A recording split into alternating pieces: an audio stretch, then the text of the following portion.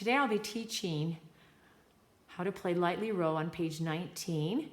And this lightly row has an Alberti bass in the left hand, the 5-1-3-1. However, I teach my students the blocked version first.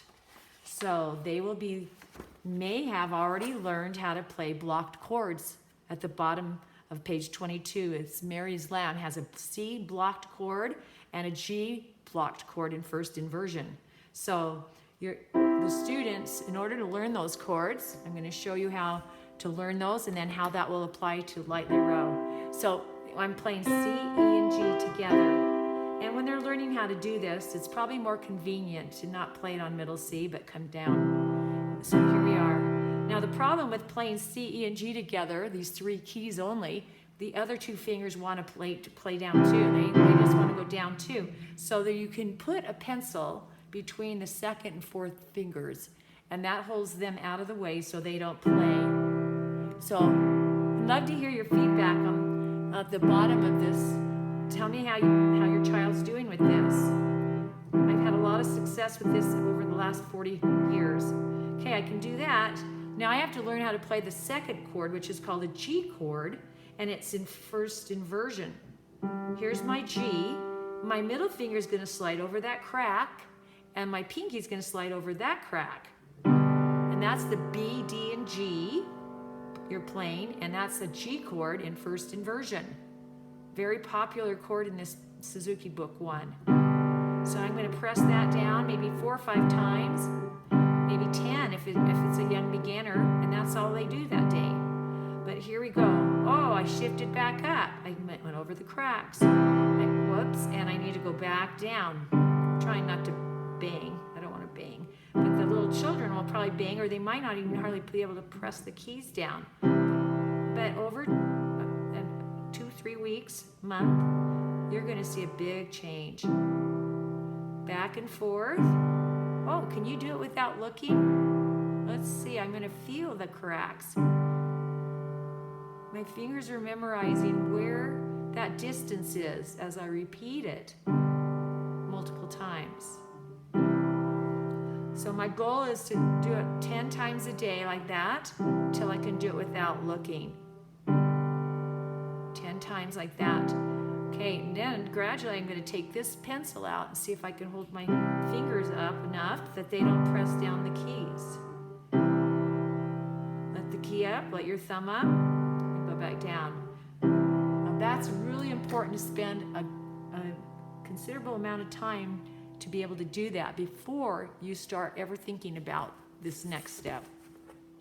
So on lightly row, we have 2 hands playing, and we want to be able to play our right hand fluently, which if you already played lightly row on page 16, you already know the right hand, so I might preface this that you want to make sure you've learned page 16 of lightly row, right? Correct, before you start learning page 19. So on page 19, you already know your right hand. It's in here. Okay, so now on your music, you can write the names of the chords. We have only 2 chords, C chord, and then this is the note B, which is a part of the G chord. So you write a G chord, and then C chord and C chord. C, G, chord, C, C. So if I were, as I block that, I'm going to block it, not if. As I block it, I'm going to go down to the G chord, and I'm coming back up to the C chord and play it again. So that's the pattern of line 1. And good news, that's the pattern of line 2. Good news, that's the pattern of line 4. At the end here, I'm going to add a little surprise. So here I go, lightly row, first line, C. Lightly row, gently up the stream we go. You could play along with me, your left hand blocking, just to practice blocking first. Third line, I didn't talk about this, but the third line has 2 G chords. If you notice, there's a B, G, and D. Combined together, they make up the G chord. and it's in first inversion, so you're going to play G chord 2 times. Then you move up to C chord, play it 2 times. We're done with line 3, and now we're back to line 4, which is the same pattern as lines 1, 2. So C chord, last line. Now the surprise, we're going to start practicing 5, 1, 5 left hand, 5, 1, 5. That's how it's written here. 5, 1, 5. We have to know how to end this piece. So I might practice this all over the piano. C position. This helps your child, the student, learn where C position is. They have to eyeball it. Okay, so at the end, line 3 or line 4, we're going to be playing C chord, block, G chord, C chord. Now play 5, 1, 5. That's tricky to do when you play the right hand with it, I might add. Okay, so you're playing those block chords. You could practice along with me as I play hands together. Beginners can practice playing the block chords because, as you know, it's tricky to change from C chord to G and then back to C, C, G, C. So that takes a lot of practice, maybe a couple hundred times before it starts to really get comfortable. So that's realistic, a couple hundred times. I tell students that. So I'm going to go through and practice maybe by line. I'm going to play the first line like 5 times with the left hand playing block chords, at least 5 times. I've had my students do it 10 times.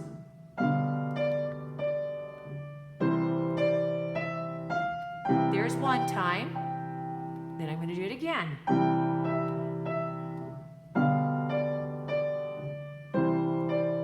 I'm going to do that 5 times at least. Depends how fast you want to learn this piece. If you do it 10 times, you're going to learn it twice as fast. So each line you do 5 times. And we know the surprise line is on line 3 is different, and we know the last measure is different. We want to review that fact every time we practice this song. Oh yeah, the line 3 has 2 G chords, 2 C chords. And the end has 5, 1, 5. We want to go through that mentally before we start, or we'll be playing it and we get there, oh, I missed it, oh. So we want to try to think that through before we start. So our end goal then is to be able to play it steady, which maybe, I'll back up here, you might not be able to switch yet, and you might have to stop here, which is normal, parents. You might have to stop here to figure it out. Right? That's part of realistic learning. So I wanted to say something about the block chord. Are you wondering, when do you play the block chord? Since it's not written as a block chord. Like in Mary's Lamb, it's written as a block chord like this. But when I teach it this way, it's not written. Some students get confused. So you're going to be playing the block chord as a whole note, or it's going to be played on the first beat of the measure, and it's held the entire measure. You play the C chord again, held the entire measure, then you have to let it go. You switch, I said that wrong. C chord, switch to the G chord on the first beat. Then on the next measure, you switch back to the C chord. Point is, the chord is played on the first beat of each measure. Sometimes it's the same chord being played, and sometimes it's a change of chords. So you can put a little star or underline all of the G chords if you're into color coding. You could do that. And remember to put play here, 5, 1, 5. So here it is. I'm going to give you an introduction. Last line. Follow your music and point to what I'm playing. 5, 1. Here we start now. Block chord, switch to G chord. Switch back to C chord. C chord. Line 2, C chord, switch to G chord. Switch back to C chord. Staying there. Switch to G chord. We're staying there and playing it one more time. C chord. Play it 2 times. Last line, here we are. C chord, switch to G chord. C chord. Now play 5-1-5, slowing down as needed. So there you have it, lightly row played, right hand is written, left hand blocked chords. The next step, we always want to know what the next step is to memorize it like that. Yes, memorize it with block chords. That will put you light years ahead for when it's time to learn this as written. So good luck with learning lightly row, hands together with the left hand playing blocked chords. You're on your way. And I would love to hear, parents, I would love to hear your comments below. Tell me how the pencil trick worked. Tell me how closing your eyes worked. And I look forward to seeing that. Thank you.